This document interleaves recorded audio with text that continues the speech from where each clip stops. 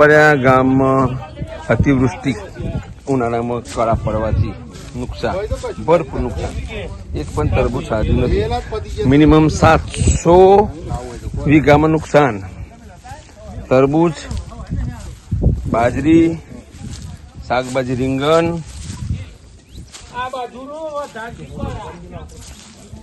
કોઈ તરબૂચ હાજુ નહીં.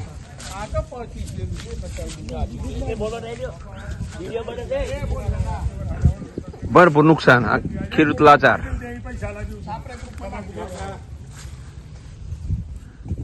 એક પણ તરબૂચ નહીં.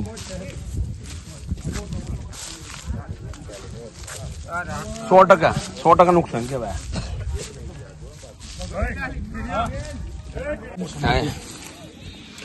ખેતર બતાવી દે, ખબર પડી જાય ને ખેતર પૂરું થઈ ગયું છે યાર.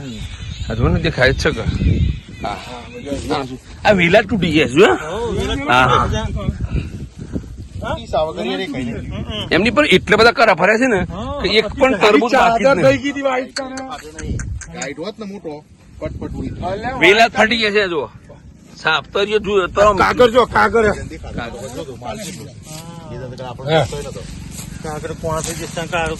આટલા કરા ફર્યા છે. જો આ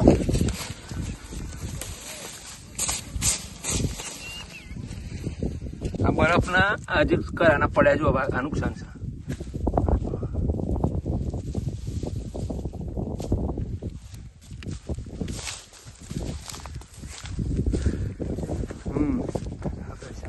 એ આનું મલ્ચિંગ ઉપર જો તમે કડા પડે છે. મલ્ચિંગ ઉપર આ રીંગણ,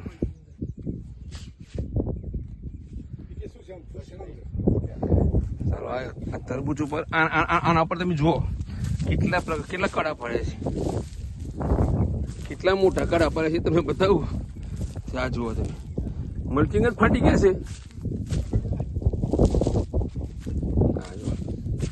કેવું ટુકડું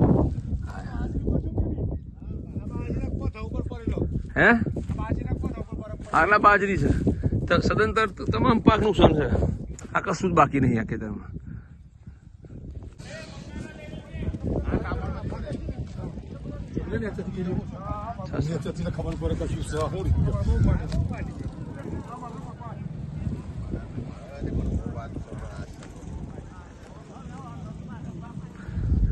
કોરાનો પાક છે, સદંતર નિષ્ફળ.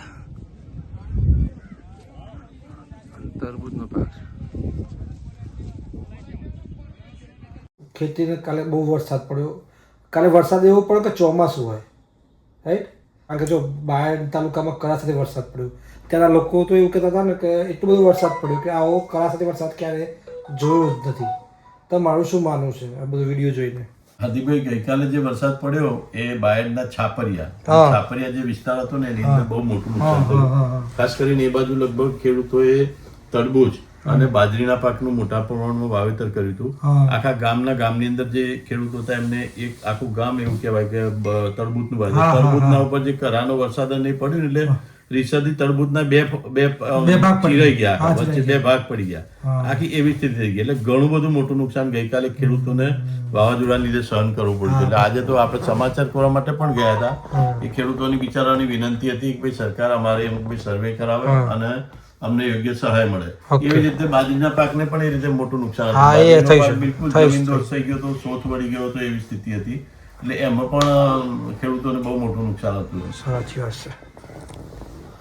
મેં પણ વિડીયો જોયા ભાઈ, આમ આપણને દુઃખ થાય. પાણીમાં તરતા તરબૂચ, પછી આપણે બે ભાગ પડી ગયેલા.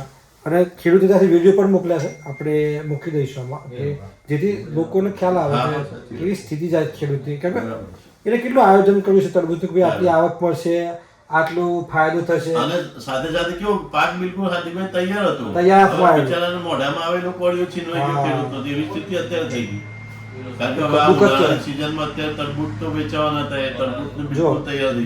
રસિકભાઈ, કમલેશભાઈ, પરિચિતભાઈ, અરવિંદભાઈ, આ જે 4-5 ખેડૂતોના ફોન આવ્યા કે 5 ઇંચ વરસાદ પડ્યો છે ગામમાં અને 700 થી 800 વીઘામાં નુકસાન છે. આપણે ચલો માની કે નરામાં વાવેતર ઓછું હશે, પણ બાગાયત ખેતી કેવી છે કે એ સતત ચાલુ રહે. આ જે પાક છે હાર્દિકભાઈ ઉનાળાનું વાવેતરનો પાક નથી. હા. Actually આ પાક છે તરબૂચ તો અત્યારે તૈયાર થઈને વેચવા ઉપર હતું. હા. એટલે આ પાક કઈ ઉનાળાનો પાક નથી. આ હા. 2-3 મહિના પહેલા એ લોકો વાવેતર કરેલો પાક છે. ને એ પાકને અત્યારે જયારે વેચવાનો સમય છે એ વાત એમણે આ જે વાવાઝોડું આવ્યું એટલે બિચારાઓને ખરેખર બહુ નુકસાન થયું. ખરેખર નુકસાન થયું. જો મિત્રો આપણે હાલ ઓફિસે બેઠા છીએ. એક સરસ મિટિંગ હતી. મિટિંગ પતાવીને આવી ગયા છીએ. બેંકનું કામ પતાવી દીધું છે. વિપુલભાઈ છે, સમીરભાઈ આપણી સાથે છે. વિપુલભાઈ સવારના એક સમાચારમાં ગયા હતા. એક આપણા પૂર્વ વર્તમાન આઈપીએસ કે જેઓ આઈજી હતા ટ્રાફિકના, એમને રાજીનામું આપીને હવે રાજકારણમાં જોડાવા જવાના છે. વિપુલભાઈને પૂછીએ શું જાણીને આવ્યા, શું જોઈને આવ્યા, કારણ કે આપણે ગયા નહોતા એટલે. વિપુલભાઈ, તમે શું જોઈને આવ્યા, શું જાણીને આવ્યા કહો. હાર્દિકભાઈ, મનોજભાઈ નીનામા કે જે આઈપીએસ અધિકારી હતા અને રેન્જની અંદર ટ્રાફિકની અંદર આઈજી તરીકે ફરજ બજાવતા હતા, એમને ગઈકાલે જ એમનું રાજીનામું આપ્યું. ગુજરાત સરકાર દ્વારા એમનું રાજીનામું મંજૂર પણ કરવામાં આવ્યું. એટલે એ મંજૂર થયા પછી આજે પોતાના વતન આવ્યા હતા.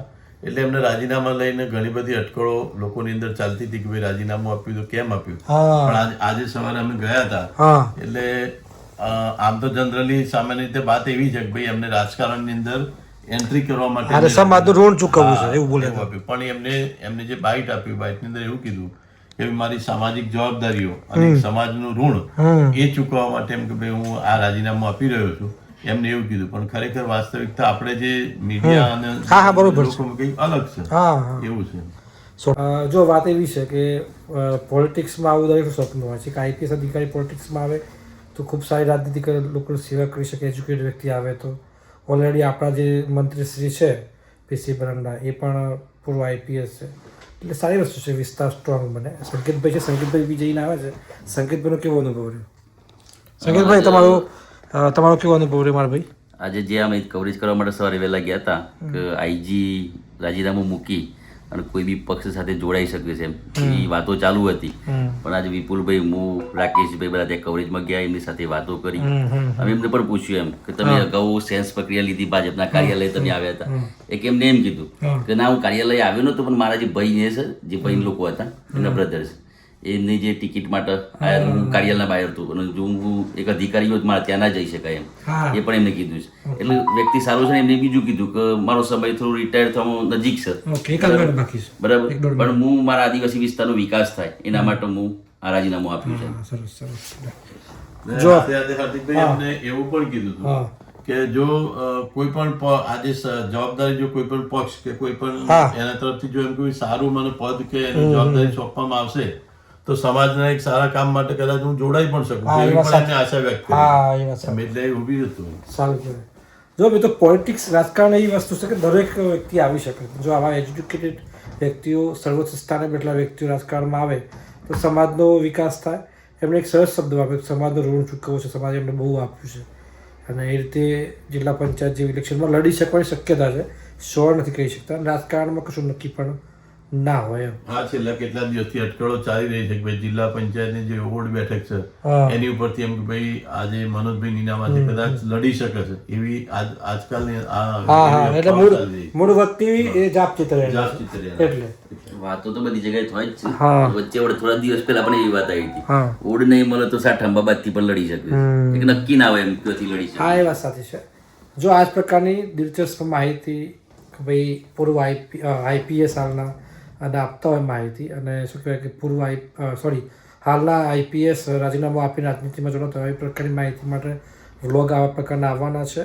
સાથે જ બીજી એક સારા સમાચાર આપવાના છે કે ન્યૂઝ 1 ગુજરાતી સાથે અરવલ્લી જિલ્લાથી હવે એક વધુ એક સોશિયલ મીડિયા ઉપર તહેલકો મચાવવા માટે, લોકોને સાચું સમાજના સમાચારનું દર્પણ કરાવવા માટે, બતાવવા માટે લોન્ચ થઈ ચૂકી છે. આજથી જ લોન્ચ થઈ છે. ખૂબ સારા સમાચાર છે.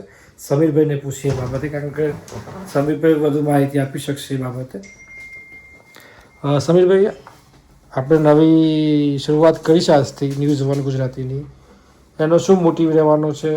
અગાઉ પણ આપણી અરવલ્લી સમાચાર હતી, એ જગ્યાએ આપણે હવે ન્યૂઝ 1 ગુજરાતી સાથે આવી રહ્યા છે. કેમ ફેરબદલ?